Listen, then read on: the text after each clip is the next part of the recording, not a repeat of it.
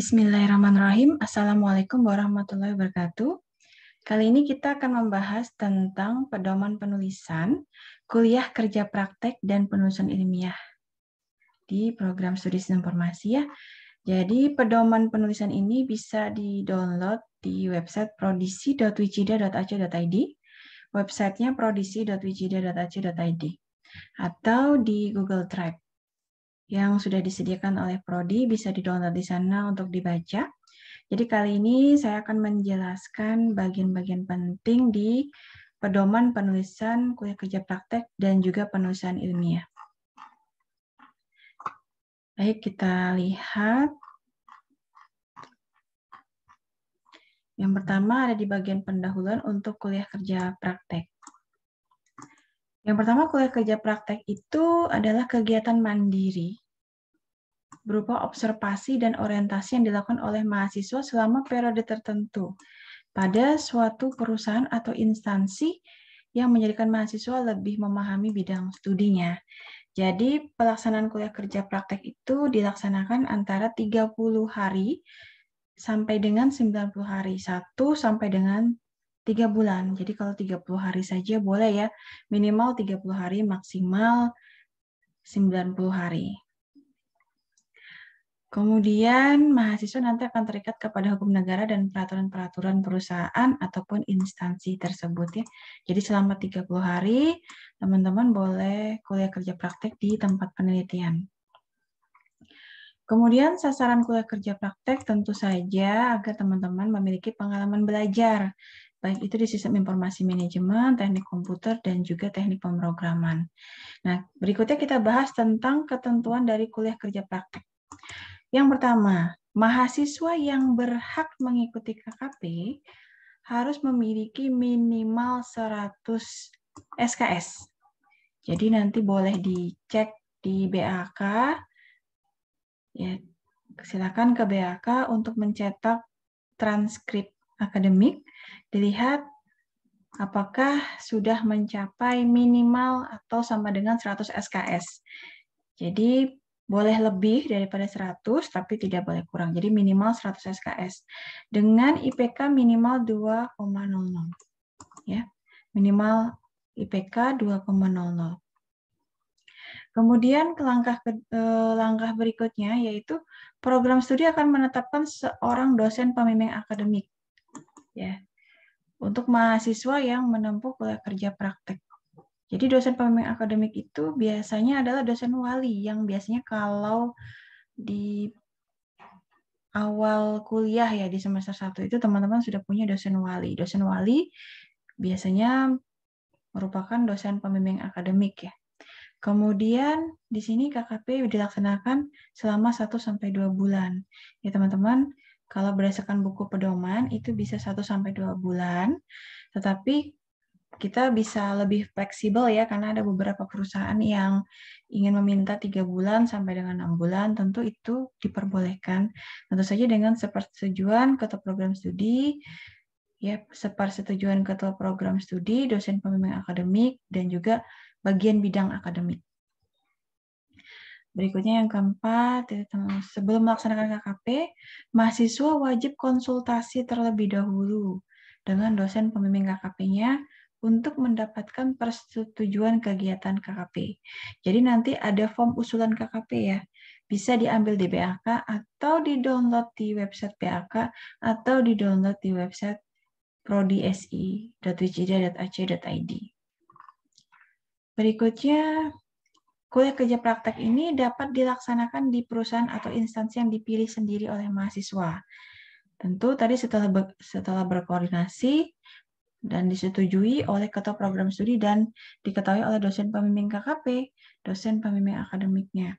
Berikutnya yang keenam, setelah mahasiswa mendapatkan tempat KKP, mahasiswa harus segera melapor ke BAK untuk menerbitkan surat permohonan kuliah kerja praktek atas nama mahasiswa yang bersangkutan kepada perusahaan ataupun instansi tempat penelitian. Nah, berikutnya yang ketujuh, kalau teman-teman sudah mendapatkan surat balasan dari perusahaan atau instansi tersebut, maka BAK akan memberikan berkas penilaian dan daftar hadir KKP. Jadi, Setelah tadi teman-teman berkoordinasi dengan Bapak Ibu dosen pembimbing akademik, kemudian disetujui oleh ketua program studi, silakan ajuan POM usulan KKP ke BAK. Kemudian dari POM BAK itu akan ditandatangani oleh ketua program studi, nanti akan keluar surat. Surat itu silakan diberikan ke tempat penelitian. Nah, dari tempat penelitian akan memberikan surat balasan atau surat jawaban. Surat jawaban itu diberikan kepada BAK. BAK kemudian akan memberikan berkas penilaian dan daftar hadir. Teman-teman jangan lupa setiap berkas apapun yang dimiliki jangan lupa difotokopi untuk sebagai arsip pribadi ya. Berikutnya langkah kedua yaitu selama kuliah kerja praktek, mahasiswa dapat melapor kepada pimpinan perusahaan atau instansi untuk meminta penjelasan kegiatan perusahaan seperti apa. Kemudian yang kedua, mahasiswa dapat membuat rencana kerja, baik itu dalam bentuk tabel ataupun dalam bentuk paragraf. Kegiatan KKP-nya kemudian dapat didiskusikan dengan pembimbing lapangan. Kemudian yang ketiga, mahasiswa secara berkala dapat melaporkan kegiatan KKP-nya kepada dosen pembimbing. Jadi teman-teman pada saat melakukan kuliah kerja praktek di tempat penelitian, boleh sambil berdiskusi dengan dosen pembimbing akademiknya. Berikutnya yang ketiga, yaitu setelah selesai pelaksanaan kuliah kerja praktek, mahasiswa dapat membuat laporan pelaksanaan KKP. Tentu saja dengan mengacu kepada pedoman pembuatan laporan KKP dengan dilampiri jadwal kegiatan KKP, yaitu daftar hadir selama KKP. Daftar hadir ini tadi didapat dari BAK ya. Nah, ini di poin ke-7. Jadi nanti ada berkas penilaian dan daftar hadir dari KKP. Ini langkah ketiganya. Kemudian yang ketiga, mahasiswa wajib minimal 3 kali hadir mengikuti kegiatan seminar laporan hasil KKP supaya dapat melaksanakan seminar KKP sendiri. Jadi tadi di video sebelumnya itu ada form menghadiri seminar KKP sebanyak 3 kali. Nah, form itu harus diisi dengan cara teman-teman hadir di seminar KKP teman-teman yang sudah maju sebelumnya ataupun kepada kakak tingkatnya. Kemudian, bila dalam waktu dekat atau waktu yang telah ditentukan, mahasiswa belum menyerahkan laporan kepada dosen pembimbing, maka nilai KKP tidak akan diterima oleh BAK. Jadi, penting sekali untuk berkoordinasi dengan dosen pembimbing akademik. Ya, teman-teman setelah maju ujian, kemudian dilakukan revisi, tanda tangan di lembar pengesahan, kemudian melakukan proses penjilitan. Nah, satu jilitan silahkan diberikan kepada perpustakaan, nanti perpustakaan akan memberikan memo. Memo itulah yang harus diberikan kepada program studi yang nantinya akan dimasukkan nilainya ke sistem informasi akademik. Gitu ya. Berikutnya, setelah dari kuliah kerja praktek, kita ke penulisan ilmiah. Jadi kalau penulisan ilmiah itu adalah tulisan yang syarat dengan berbagai ulasan yang menunjukkan kualitas penyusunan secara intelektual. Jadi, kalau penulisan ilmiah sendiri itu adalah riset mandiri yang dilakukan oleh mahasiswa pada sebuah institusi atau organisasi.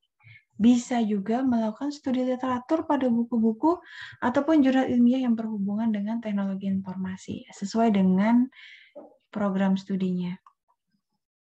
Nah, tujuan dalam penulisan ilmiah ini adalah memberikan pemahaman agar mahasiswa itu dapat berpikir secara logis dan ilmiah, kemudian diuraikan, dibahas dalam suatu permasalahan, sehingga dapat membandingkan antara teori yang kita dapatkan dengan praktek kehidupan nyata, kemudian kita tuangkan ke dalam bentuk tulisan, yaitu penulisan ilmiah, baik secara sistematis dan terstruktur. Nah, berikutnya ini adalah langkah untuk penulisan ilmiah. Yang pertama kita ajukan judul. Sama seperti kuliah kerja praktek, teman-teman boleh pergi ke BAK, kemudian cetak transkrip, dilihat transkripnya, apakah mata kuliah yang diambil itu sudah mencapai 100 SKS dengan IPK minimal 2.00, 2,00. Kemudian setiap mahasiswa yang mengambil PI itu sudah harus mendaftarkan atau memprogramkan mata kuliah PI-nya di KRS. Kemudian yang ketiga, program studi akan menetapkan seorang dosen pembimbing akademik untuk mahasiswa yang menempuh penulisan ilmiah. Jadi dosen pembimbing akademik itu bisa berupa dosen wali. Jadi sebelum melaksanakan penulisan ilmiah, teman-teman mahasiswa wajib untuk konsultasi dulu dengan dosen pembimbingnya untuk mendapatkan persetujuan kegiatan penulisan ilmiah. Jadi ada form usulan yang bisa di-download di website PAK ataupun di website prodi.si.uci.ac.id, diajukan, ditandatangani oleh pembimbing akademik dan ketua program studi, lalu disampaikan ke BAK. Nanti dari BAK akan ditandatangani lagi oleh Kaprodi, baru diberikan ke tempat penelitian. Dari tempat penelitian nanti akan diberikan surat balasan ya. Nah, semua yang teman-teman punya berkasnya jangan lupa difotokopi sebagai arsip pribadi. Di sini mahasiswa yang melakukan bimbingan pertama kali boleh memberikan form usul penulisan ilmiah yang telah disetujui oleh program studi ya. Seperti itu. Kemudian kalau sudah kita ke penyerahan penulisan ilmiah. Jadi mahasiswa silahkan membuat laporan PI-nya, tentu saja dengan melihat pedoman pembuatan penulisan ilmiah. Yang saya jelaskan ini ya pedomannya. Kemudian laporan penulisan ilmiah itu teman-teman wajib diseminarkan dan wajib dihadiri oleh mahasiswa lain. Kemudian mahasiswa wajib minimal hadir 3 kali menonton teman-teman lainnya maju atau kakak tingkatnya maju. Jadi kalau majunya kuliah kerja praktek, maka yang ditonton adalah kuliah kerja praktek. Kalau majunya penulisan ilmiah, maka wajib nontonnya adalah penulisan ilmiah juga. Pelaksanaan penulisan ilmiah ini nantinya diatur oleh dosen pembimbing dan juga mahasiswa dengan sepengetahuan ketua program studi. Nah, kemudian apabila setelah melaksanakan seminar PI, kemudian dilakukan revisi, tanda tangan di lembar pengesahan, dilakukan penjilitan, kemudian dari penjilitan itu diberikan ke perpustakaan, perpustakaan memberikan memo, nah dari memo itu nanti diberikan kepada program studi untuk diberikan nilai ke sistem informasi akademik. Kemudian bentuk laporan penulisan ilmiah itu ada 2 macam, teman-teman. Ada yang namanya kajian pustaka. Di sini ada pula yang namanya komparasi atau perbandingan. Jadi kalau kajian pustaka itu didasarkan pada studi literatur pada buku-buku. Ya, jadi boleh mengangkat topik-topik baru dan berkembang pada saat ini. Kemudian yang berikutnya yang kedua adalah komparasi atau perbandingan. Jadi komparasi atau perbandingan. Jadi dilakukan berdasarkan studi literatur pada buku-buku dan jurnal ilmiah. Ya, jadi boleh melakukan perbandingan. Misal di sini kita melakukan perbandingan terhadap suatu aplikasi bisnis yang bisa digunakan oleh perusahaan untuk mendukung bisnisnya. Contohnya adalah aplikasi Mayop dan Deck Easy Accounting. Jadi nanti boleh dibandingkan untuk Mayop seperti apa, kemudian Deck Easy Accounting seperti apa. Berikutnya ini adalah untuk kuliah kerja praktek. Di sini bagian 2-nya, kuliah kerja praktek. Di bagian awalnya, untuk bagian awal dari KKP, yang pertama tadi atas halaman sampul depan, halaman persetujuan, daftar isi, daftar tabel, dan daftar gambar. Di sini halaman sampul ada judul KKP, kemudian nama dan nomor induk mahasiswa, kemudian lambang STIMIK Widya Cipta Dharma, dan nama program studi. Jadi nanti ada contoh terampil, nanti kita bisa lihat ya. Judul KKP-nya yang jelas semua huruf besar atau kapital, serta tidak boleh disingkat. Kemudian nama dan nomor induk mahasiswa diletakkan di tengah halaman judul tanpa disertai garis bawah. Nama juga tidak boleh disingkat, dan derajat juga demikian harus disertakan. Kemudian nomor induk mahasiswa ditempatkan di bagian bawah nama mahasiswa. Berikutnya ada lembar pengesahan kuliah kerja praktek, ya nanti contohnya terlampir atau ada di video sebelumnya sudah dibahas juga untuk lembar pengesahan KKP dan PI. Kemudian kata pengantar ya dibuat ringkas dalam 1 atau 2 halaman. Gitu. Berikutnya adalah daftar isi. Daftar isi di sini dia mencantumkan halaman dengan ketentuan halaman ditentukan di bagian awal dengan angka Romawi kecil. Ya. Biasanya di bawah, contohnya 1, 2, 3 seperti ini ya. Pemawi kecil contoh I2 dan 3 seperti ini. Kemudian ada daftar tabel. Jadi setelah daftar isi silakan daftar tabel. Kemudian ada daftar gambar dan daftar lampiran. Jadi setelah daftar isi ada daftar tabel, daftar gambar, dan daftar lampiran. Kalau gambar itu berisi grafik, gambar, foto yang terdapat dalam laporan KKP. Kemudian daftar lampiran juga demikian. Ini adalah bagian utama dari KKP. Silakan dilihat KKP-nya masing-masing ya, diperhatikan. Yang pertama adalah bab 1 pendahuluan. Di bab 1 pendahuluan itu yang paling pertama harus deskripsi tempat KKP dulu. Isinya adalah latar belakang, tujuan berdiri instansi, kegiatan, dan perkembangan usaha. Berikutnya adalah waktu pelaksanaan KKP.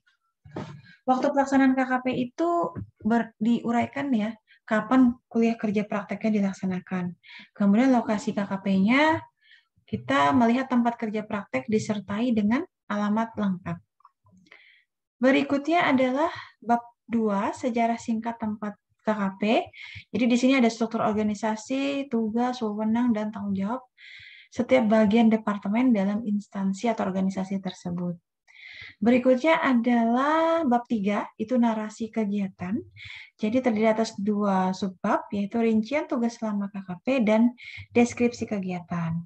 Ya, menguraikan dengan jelas tahapan kegiatan dilakukan di tempat KKP, kemudian deskripsi kegiatan, baik itu berupa flowchart, algoritma, use case, grafik, ERD, map model, matrik, dan lain sebagainya. Kemudian untuk penutup, tentu saja ada kesimpulan dan saran. Nah, di bagian akhir itu isinya adalah lampiran. Diberi nomor halaman angka Arab ya, di pojok sebelah kanan bawah halaman. Jadi, jangan lupa di pojok sebelah kanan bawah, seperti ini. Berikutnya kita ke penulisan ilmiah. Penulisan ilmiah, di sini ada halaman sampul. Halaman sampul itu ada halaman judul, nama, NIM, lambang, dan nama program studi, serta institusi dan tahun pembuatan penulisan ilmiah. Jadi kalau judul itu yang jelas harus diketik dengan huruf kapital, kemudian tidak boleh disingkat. Kemudian nama dan nomor induk mahasiswa diletakkan di tengah halaman. Judul tidak perlu disertai garis bawah ya, namanya tidak perlu disertai garis bawah, juga tidak perlu disingkat. Kemudian nomor induk mahasiswa ditempatkan di bawah nama mahasiswa. Berikutnya ada lambang STMIK Widya Cipta Dharma, lambang yang resmi digunakan. Kemudian nama program studi, nama institusi, dan tahun pembuatan. Berikutnya setelah halaman sampul kita ke lembar pengesahan. Jadi nanti lembar pengesahan juga sudah ada di videonya ya, bisa dicek kembali. Kemudian di sini ada kata pengantar. Berikutnya ada daftar isi, tabel, gambar, dan lampiran. Kemudian ini adalah bagian utama dari penulisan ilmiah. Jadi di penulisan ilmiah itu bab satunya yang pertama adalah pendahuluan. PI pada dasarnya seperti mini skripsi ya, jadi bentuk sistematika penulisannya juga sudah mirip seperti skripsi. Yang pertama adalah bab 1 pendahuluan, terdiri atas latar belakang, rumusan masalah, batasan masalah, tujuan penelitian, manfaat penelitian, dan sistematika penulisan. Nah, kalau latar belakang masalah di sini, fokus saja pada permasalahannya. Masalahnya apa sehingga kita membuat penelitian tersebut. Nah, kalau rumusan masalah bentuknya bisa pertanyaan dan bisa pernyataan. Pertanyaan bagaimana mengatasi. Kemudian kalau pernyataan berdasarkan latar belakang masalah terdapat permasalahan pengolahan data yang belum efektif dan efisien demikian ya. Jadi rumusan masalah bisa berbentuk pertanyaan, bisa berbentuk pernyataan. Kemudian subbab ketiga dari bab 1 pendahuluan yaitu batasan masalah. Ya, batasan masalah artinya lingkup variabelnya sudah ditentukan lebih dulu. Mana yang dibahas dan mana yang tidak kita bahas di penelitian. Berikutnya yang keempat adalah tujuan penelitian. Tujuan penelitian silahkan dibuat secara spesifik ya. secara spesifik tujuan apa yang hendak dicapai di penelitian tersebut. Kemudian dikemukakan secara jelas. Berikutnya adalah manfaat penelitian. Jadi manfaat penelitian untuk masyarakat itu seperti apa sih? Begitu. Di tempat penelitian seperti apa dengan adanya PI. Kemudian sistematika penulisan itu berisi sistematika yang memuat uraian secara garis besar tiap bab, baik dari bab 1 sampai dengan bab 5. Berikutnya adalah bab 2 tinjauan pustaka, ya. Jadi diuraikan secara sistematis mengenai hasil penelitian. Tinjauan pustaka itu erat kaitannya dengan judul dan juga dengan daftar pustaka. Jadi semua yang ada di tinjauan pustaka itu harus ada di daftar pustaka. Dan semua yang ada di daftar pustaka harus sama, harus ada dan sesuai dengan tinjauan pustaka. Tidak boleh lebih, tidak boleh kurang. Nah, kemudian kalau di tinjauan pustaka itu mendukung judul, misal aplikasi penggajian berbasis desktop gitu ya. Maka di tinjauan pustaka, kata pertama yang harus dibahas atau pustaka pertama yang harus dibahas adalah aplikasi. Pustaka kedua, penggajian. Berikutnya, pustaka ketiga adalah desktop seperti itu. Nah, itu tinjauan pustaka sesuai dengan urut-urutan kata yang ada di judul. Berikutnya adalah bab 3, yaitu metode penelitian. Isinya adalah tempat dan waktu penelitian. Menjelaskan tempat penelitiannya di mana, kemudian waktu penelitiannya kapan. Berikutnya adalah metode pengumpulan data. Di sini memuat uraian tentang cara dan proses pengumpulan data. Kemudian ada studi pustaka dan ada studi lapangan. Studi lapangan itu bisa observasi, pengamatan langsung ketika kita PI di sana di tempat penelitian dan melakukan wawancara kepada pembimbing lapangan atau orang-orang yang dirasa perlu dalam melakukan penelitian. Kemudian bab 3 berikutnya adalah metode pengembangan sistem. Yang paling umum yaitu analisis, desain, dan implementasi. Berikutnya adalah bab 4, hasil penelitian dan pembahasan. Jadi hasil penelitian itu membahas tentang gambaran umum, struktur organisasinya, jabatan tugas, wewenangnya. Nah, kemudian baru kita masuk ke gambaran umum produk. Aplikasi atau sistem apa yang kita hasilkan kita bahas, kemudian data apa saja yang kita pergunakan untuk memecahkan masalah tersebut. Tentu saja yang berkaitan dengan kegiatan penelitian. Hasil penelitian, kemudian kita melakukan pembahasan, baik itu analisis, desain, dan juga implementasi. Kemudian bab yang terakhir di penulisan ilmiah adalah penutup. Tentu saja berisi kesimpulan dan saran. Jadi di kesimpulan itu membahas tentang penelitian yang mampu menjawab dalam rumusan masalah. Tadi masih ingat ya, rumusan masalah itu bentuknya pertanyaan atau pernyataan gitu. Jadi kesimpulan itu harus menjawab si rumusan masalah. Kemudian ada bukti-bukti yang dikumpulkan, kemudian hal itu tersebut digunakan untuk menarik kesimpulan. Apakah hasil yang kita kerjakan itu memang sudah layak untuk diimplementasikan atau tidak? Kemudian penulis tidak diperkenankan menyimpulkan masalah jika pembuktiannya tidak terdapat dalam hasil penelitian ya. Nah, setelah penutup kita lanjut ke saran. Saran itu adalah manifestasi dari penulis ya, kegiatan yang sebaiknya dilakukan oleh perusahaan atau tempat penelitian ya setelah kita melaksanakan PI. Yang jelas itu adalah sesuatu yang belum ditempuh dan layak untuk dilaksanakan. Kalau di KKP kita bisa memberikan saran untuk program-program yang sudah kita analisis tadi ya. Nah, kalau di PI dari setelah kita mengaplikasikan program di tempat penelitian tentu ada juga kan saran-sarannya itu dituliskan di bab 5 penutup bagian saran. Kemudian saran dicantumkan karena kita melihat ada solusi dalam mengatasi masalah. Tentu saran yang diberikan harus tetap dalam lingkup ruang penelitian. Berikutnya adalah bagian akhir. Jadi kalau tadi kita sudah halaman sampul, daftar isi, tabel, gambar, lampiran, kemudian bab 1, 2, 3, 4, 5, kita sampai di bagian akhir. Bagian akhir itu memuat daftar pustaka. Jadi ada kutipannya ya. Pustaka ini harus disusun atau diurutkan secara alfabetis A sampai Z. Berdasarkan nama penulisan, nama penulis ditukar ya. Misalnya namanya adalah Heni Pratiwi, berarti Pratiwi, Heni. Tanpa gelar kesarjanaan ya. Pustaka yang dikutip dapat berupa buku, jurnal, majalah, surat kabar, ataupun internet. Nanti cara menulisnya ada di selanjutnya. Kemudian semua unsur dalam pustaka harus dicantumkan dalam daftar pustaka, teman-teman. Jadi semua gambar, tabel, lampiran itu termasuk referensi yang ada di bab 1 sampai bab 5 apabila mengutip itu harus dicantumkan di dalam daftar pustaka. Nah, jarak penulisan antar buku ya, jarak penulisan antar dua pustaka itu adalah 2 spasi, kalau masih dalam satu pustaka itu 1 spasi. Jadi kalau misalnya kita punya 2 pustaka nih, pustaka A sama pustaka B yang mau kita kutip. Kalau masih dalam satu pustaka A, maka 1 spasi. Antara pustaka A dan pustaka B itu adalah 2 spasi. Berikutnya ini ada lampiran-lampiran, isinya tabel boleh ya kalau terlalu panjang. Kemudian surat keterangan, instrumen penelitian, listing program, misalnya peraturan-peraturan dari pemerintah atau peraturan dari perusahaan, itu boleh ditampilkan di lampiran.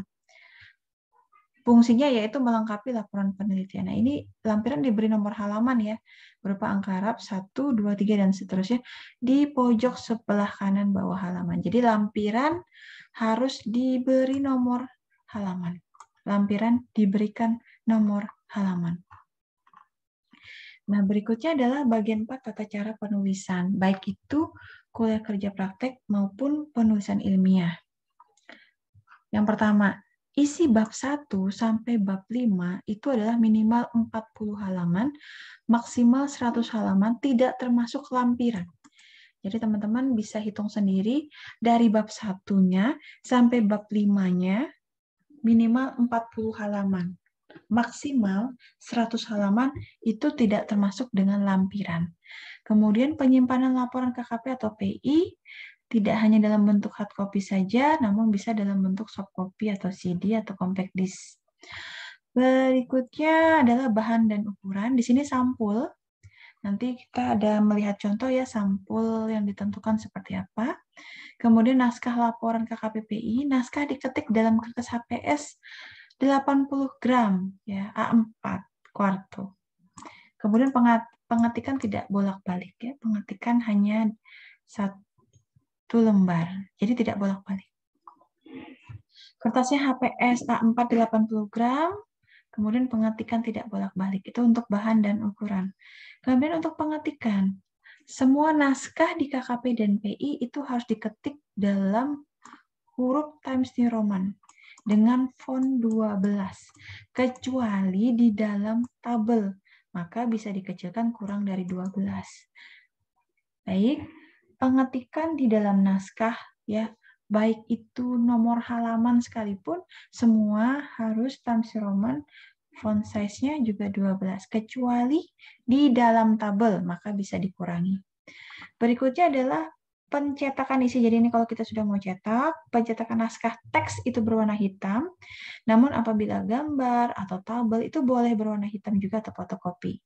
Kemudian proses penggandaan dapat dilakukan dengan menggunakan fotokopi. Jadi silahkan di print 1 kali, kemudian nanti kalau pada saat ujian kan harus digandakan. Nah, gandakan boleh dengan cara fotokopi.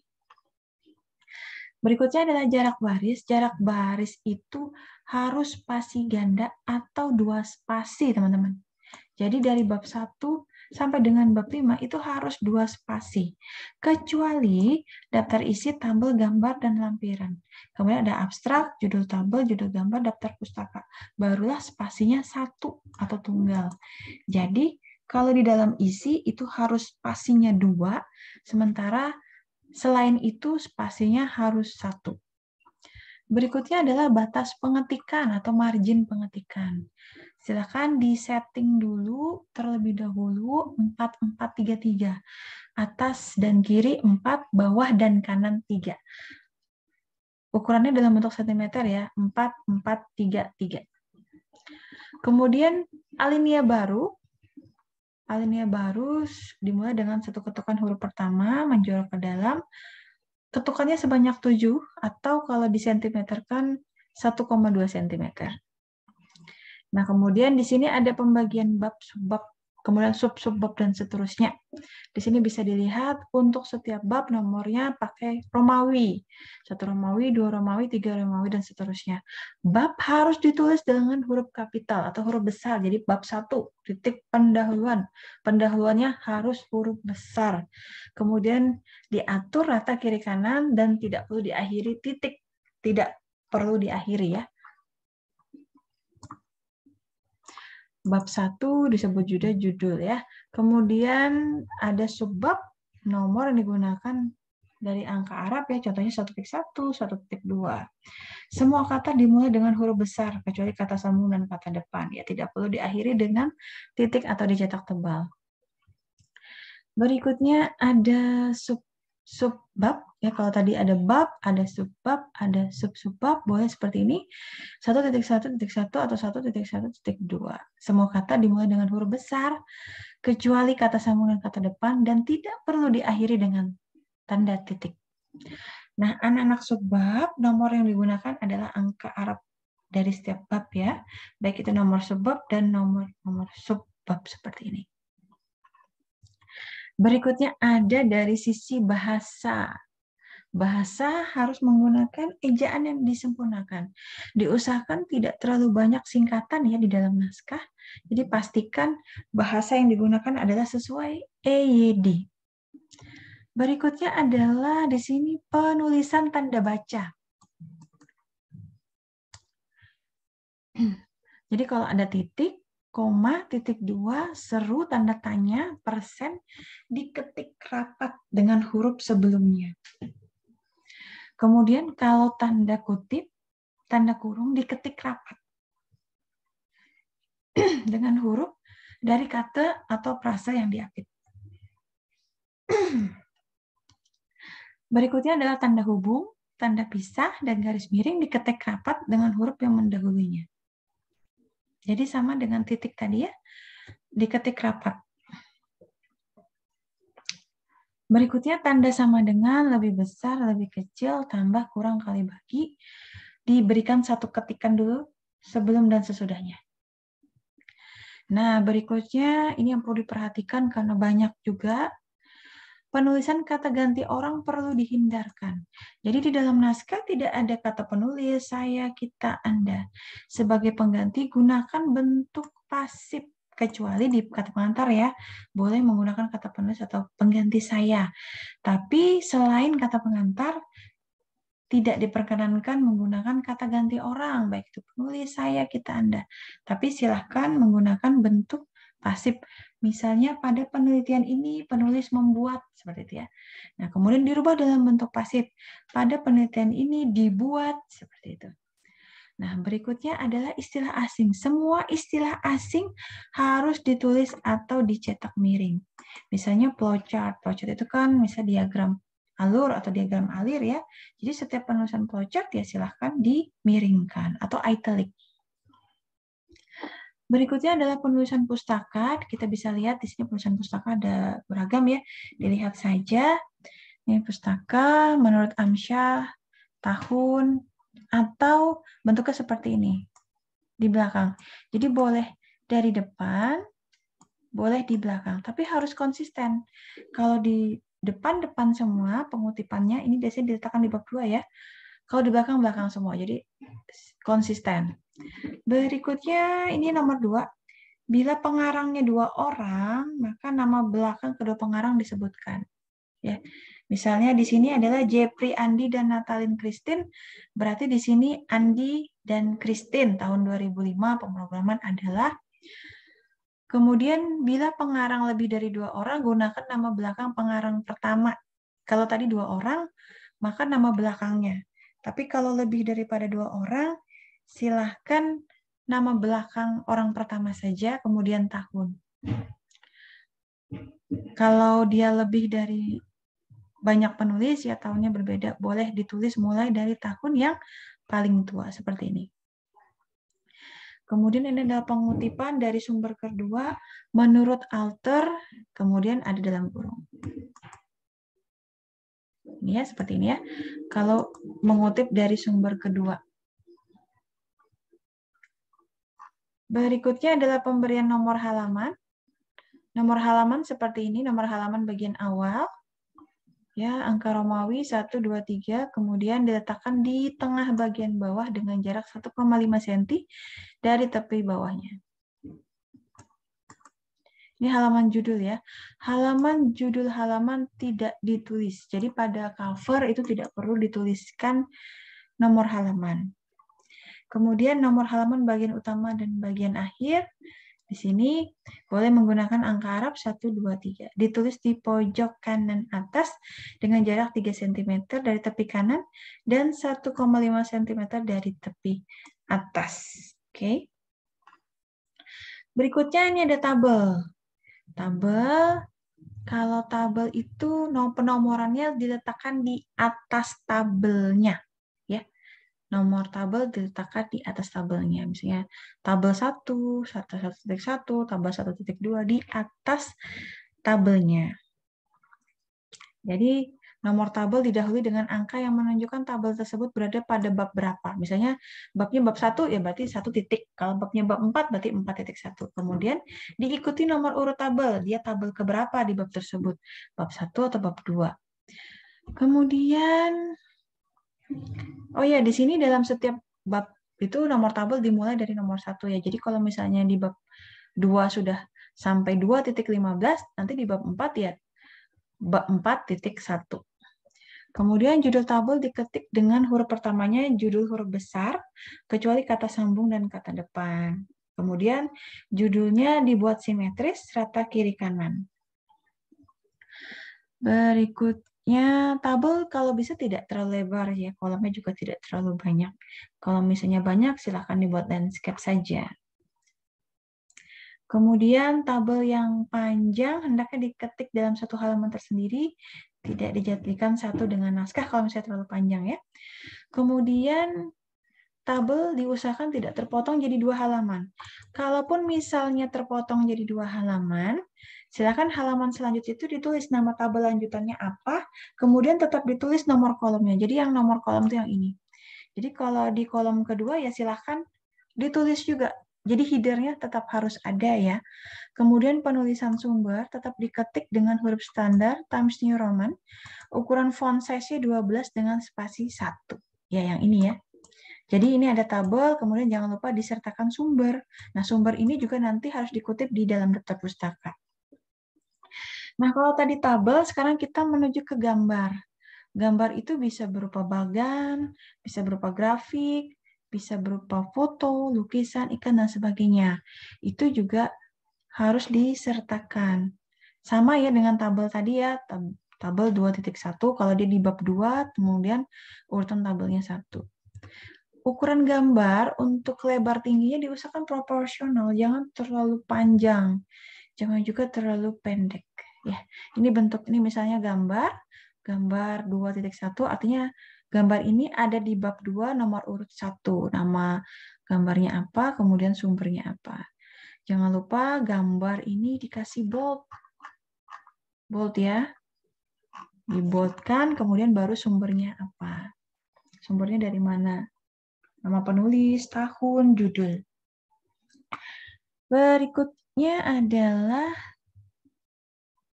oh iya, kalau gambar itu disertakannya di bawah ya. Kalau tabel di atas. Jadi nama tabelnya, kalau tabel di atas, kalau gambar, nama gambarnya di bawah. Berikutnya ini adalah penulisan pustaka yang ada di dalam daftar pustaka. Bisa dilihat ini ada contoh. Seperti ini. Nah, ini bisa dilihat. Ini nama pertamanya Didik Dwi, kemudian nama keduanya Prasetyo. Dibalik. Jadi nama pertama, ini nama kedua, koma nama pertama, kemudian tahun. Ya, di sini titik ya. Kemudian ini ada koma setelah tahun, kemudian judul bukunya dicetak miring. Berikutnya ini ada tahun, kemudian ada titik 2 di sini rapat dengan kota seperti yang tadi ya pembahasan tata titik 2-nya rapat, baru disebutkan penerbit. Jadi nama ya, namanya ditukar, kemudian tahun, judul cetak miring, kota, titik 2-nya rapat, kemudian penerbitnya apa, jangan lupa diberi titik. Itu kalau kita mengambil dari buku atau textbook. Berikutnya kalau dari disertasi, tesis, laporan KKP, skripsi, seperti ini.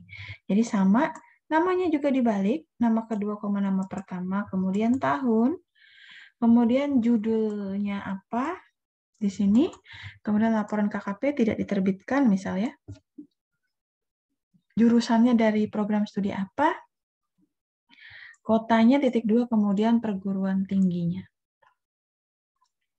Kemudian rujukan dari lembaga yang ditulis atas nama lembaga tersebut ya. Jadi misalnya kita mau mengutip dari buku pedomannya Stimik Widya Cipta Dharma. Ya, silakan dituliskan nama penulisnya Stimik Widya Cipta Dharma, tahun, kemudian judulnya ditulis miring, kemudian koma, kota, (2)-nya rapat dengan kotanya, kemudian satu spasi, kemudian penerbit. Penerbitnya kan Stimik Widya Cipta Dharma. Kemudian berikutnya adalah naskah yang ditulis oleh lebih dari 2 orang. Seperti tadi ya, jadi bisa nama belakangnya saja sama-sama ditulis, misalnya Strong dan White ya. Kemudian tahun, kemudian judul buku cetak miring, kota terbit, (2) dan penerbit. Ini sama, kalau buku juga seperti itu, buku yang berisi lebih dari 1 judul. Kadang kan ada buku yang saling berkolaborasi ya. Jadi buku itu banyak judul di dalamnya. Jadi boleh dibuat seperti ini. Ini nama penulis, kemudian tahun terbit, kemudian judul tulisannya apa, dalam buku apa gitu ya, kemudian nama editornya siapa. Karena kalau dalam satu buku itu kan penulisnya ada banyak gitu ya. Jadi di sini dalam kurung ini kita tuliskan nama penulisnya siapa. Nah, dari halaman berapa sampai halaman berapa. Kemudian penerbitnya, lembaganya. Nah, di sini penerbitnya duluan, baru kemudian kota terbitnya di mana. Silahkan nanti diperhatikan kemudian disesuaikan. Nama, tahun, judul, kemudian penulisnya siapa, halaman berapa, kemudian penerbitnya siapa, dan kota terbit.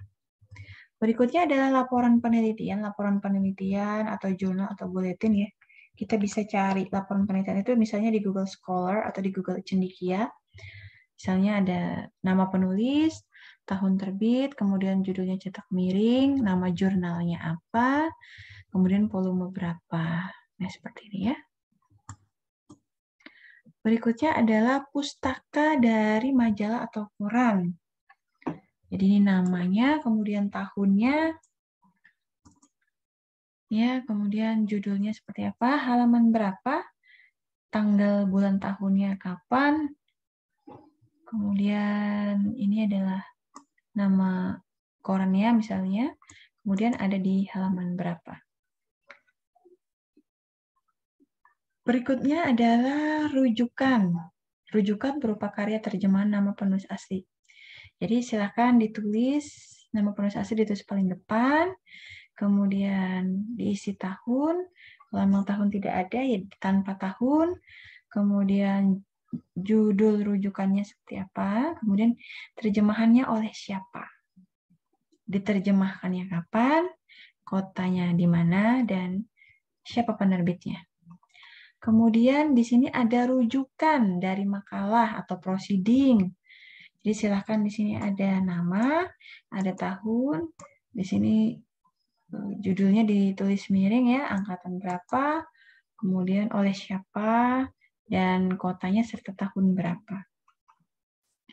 Nah, kemudian ada beberapa yang kita bisa ambil rujukannya ya, diusahakan rujukannya yang sahih, apakah itu .com, ataukah itu .edu.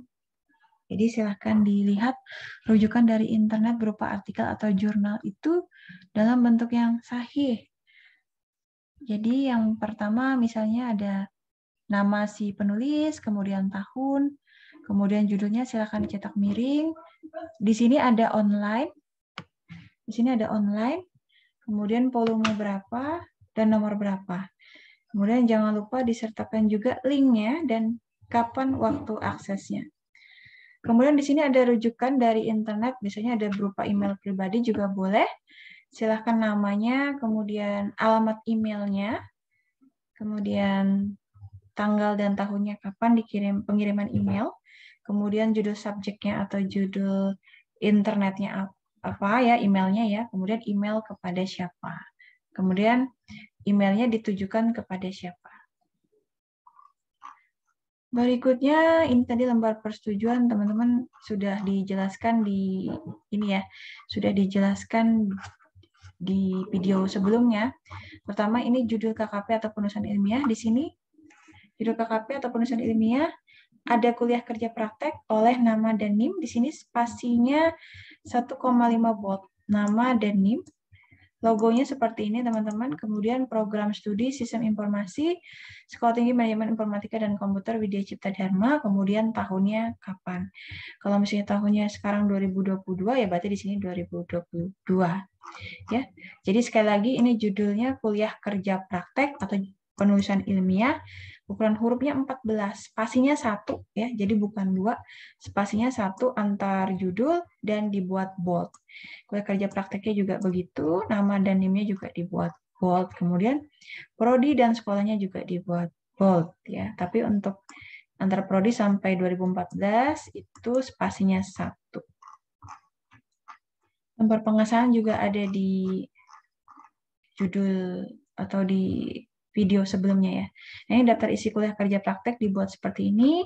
Halaman judul, halaman pengesahan, kata pengantar, daftar isi, daftar tabel, daftar gambar, daftar lampiran.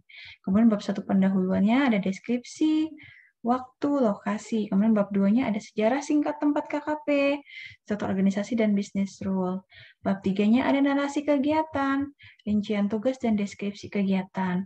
Bab 4-nya ada penutup berupa kesimpulan dan saran, kemudian ada lampiran-lampiran. Nanti jangan lupa di sini diberi halaman ya. Jadi teman-teman silahkan sesuaikan daftar isi KKP punya teman-teman dengan daftar isi yang ada di buku pedoman penulisan KKP PI. Ini daftar isi PI ya, isi tabel gambar lampiran. Kalau memang ada disertakan. Kalau memang tidak ada tabel ya tidak ada tabel. Gambar tidak ada, berarti hanya ada daftar lampiran. Nah, bentuk formatnya juga seperti ini ya. Ini rapat, teman-teman, ini spasinya 1. Ya. Kemudian bab 1 pendahuluan seperti ini, disesuaikan saja, dilihat ya. Kemudian ada daftar pustaka dan lampiran. Ini tadi sesuai dengan isian yang isi sistematika penulisan ya, milik teman-teman. Daftar tabelnya seperti ini, daftar tabel 1.1, 1.2. Jadi bentuknya di sini ditulis lagi tabel 1.1, 1.2. Kemudian di sini adalah halamannya. Kalau bahasa asing misalnya supplier seperti ini dicetak miring ya teman-teman. Kecuali misalnya menggunakan pemasok. Kalau pemasok kan bahasa Indonesia, jadi tidak perlu ditulis miring. Tapi kalau supplier silahkan dicetak miring. Nah, setelah tabel kita ke gambar. Gambar juga sama. Ini spasinya 1 teman-teman ya. Jadi tidak 1,5 atau 2. Silahkan diketik 1. Tadi semua isi tabel gambar lampiran itu diketik spasinya 1, sementara di bab 1 sampai bab 5 spasinya 2. Ini daftar lampiran. Ini sudah tertulis sini ya. Menggunakan tafsir Romaan SES 12 spasinya 1. Ini ada lampiran daftar pustaka. Nah, untuk lampiran daftar pustaka, teman-teman harap diperhatikan, ini disusun sesuai alfabet. Jadi karena F lebih dulu, ya silahkan ditulis F, kemudian J, kemudian K, dan S. Dari Fakir ke Media Komputindo, ini spasinya 1, teman-teman. Kemudian dari Fakir ke Jogianto, 2 pustaka, kan ini spasinya 2. Jadi dari Media ke Jogianto, ini spasinya 2. Kalau masih dalam 1 pustaka, spasinya 1. Kalau antar 2 pustaka, spasinya 2. Kemudian jangan lupa kalau bentuk daftar pustaka, baris keduanya masuk ya. Masuk. Seperti ini. Nih, Kadir Abdul juga masuk. Sopian juga masuk. Diperhatikan penulisan daftar pustakanya diurutkan sesuai abjad. Nah, kemudian ini adalah lampiran 11, yaitu rincian tugas kuliah kerja praktek di sini. Jadi selama melaksanakan kegiatan KKP, tugas-tugas yang dilakukan adalah jadi seperti ini. Gitu. Kemudian nanti mohon tidak dilakukan secara keseluruhan per hari ya. Tapi per jam misalnya dari jam 8 sampai jam 9 apa yang dilaksanakan, 9 sampai 10 apa yang dilaksanakan. Nah, ini hanya sebagai contoh karena kegiatannya dari jam 8 sampai pukul 17 ya. Kemudian kegiatannya apa saja. Kemudian di sini ada mengetahui pembimbing lapangannya siapa, Bapak Ibu yang ada di lapangan ya. Kemudian ketua program studi sistem informasi, ketua program studinya siapa.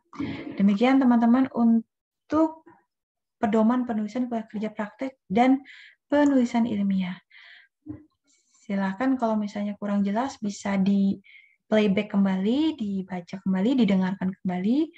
Kalau memang misalnya ada yang ingin ditanyakan, boleh disampaikan di kolom komentar atau di grup Telegram KKPPI.